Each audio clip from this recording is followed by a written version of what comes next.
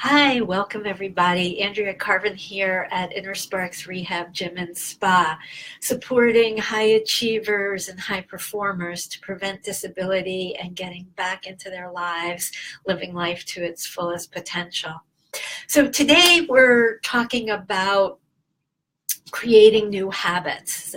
The topic this week has been habits, and why it's so important to create habits is habits are way easier to work with than focusing on results. We develop results because of many good decisions and choices and habits that we make on a day-to-day basis. So there's a lot of power, especially when we're trying to make positive change in our health and our well-being. So our first time, if you haven't listened, we talked about motivation. The second one, we talked about beliefs. That was yesterday, and what we believe about ourselves and our potentials and our habits, how we can get supported in our beliefs, where we might want to change beliefs. Today, we're talking about sponsorship. Sponsorship is another really important element to creating new habits, and especially within the body. So sponsorship is about, and I have a great definition here, I'm going to just read to you from the Merriam-Webster dictionary. So a person or an organization that plans or carries out a project or an activity. So that's what sponsorship is. Okay, so let's say you go to your doctor and you have joint pain, and your doctor gives you some pain meds to try to move beyond the joint pain, or they give you anti-inflammatories to try to move beyond the joint pain. That's one type of sponsorship. And while that's not bad, because you'll hear me over and over saying, don't move into pain. Do not move into pain. It's not good for you. It increases pain. We can wire for pain that way. But giving pain meds or anti-inflammatories isn't necessarily sponsoring you to create a habit that moves you beyond the pattern that got you into the problem in the first place. And that's the biggest problem that I see in healthcare, is the patterns that have caused the breakdown need to be addressed, and we can address them very simply. So sponsorship, what does that look like? So you can sponsor yourself to create a new habit. You can go to an organization that has expertise in whatever it is that you're wanting to create. You can hire a coach or a therapist or a mentor. And what to start to look for in that sponsorship is the plan. How exactly am I going to get supported in making these changes that I want to do? How much support do I need? And how much can I do on my own? As you start to answer these questions for yourself, then the sponsorship becomes much easier to ascertain and figure out.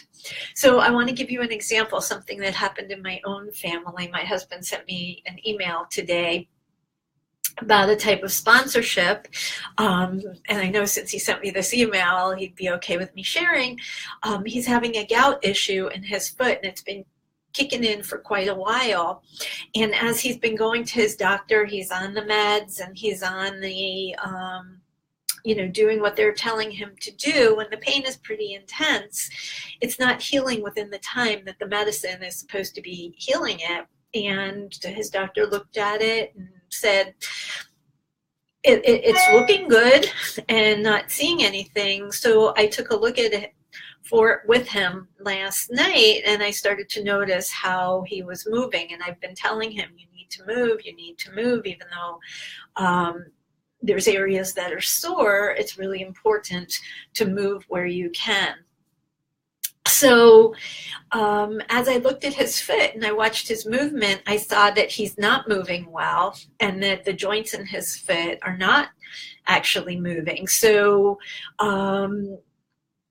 we took a look and we started to move each joint in the areas that weren't inflamed by the gout, because of the patterning that was starting to happen from the long-term pain. And once we started to move all those joints and get things going again, his pain went away in the areas we didn't touch, like, significantly. And that's sponsorship.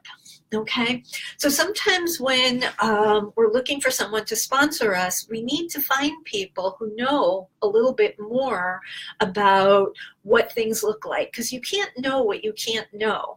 So, like, an Olympic athlete cannot know all of the pieces that needs to be put in place. They often hire a coach who has more experience. So when you're creating a new habit, look for somebody in your life who has some experience with that, who can give you some feedback, who can sponsor you. If it's a movement thing, I really encourage you, particularly if you've had joint replacements and things. My experience has been that machines are not the best form of exercise for people once they're post joint replacements. So look for people who really get movement and get movement patterns, and for your long-term health and well-being, find those who are doing what you've been doing, and then get that sponsorship until you achieve the results that you're wanting to achieve. So that's our 5 minutes of creating a new habit. Don't do it alone. Get help. It makes it way more fun. And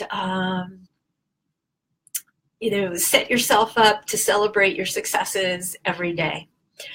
Bye-bye. We'll see you tomorrow for the next piece. And tomorrow's topic is going to be about falling in love with your new habits.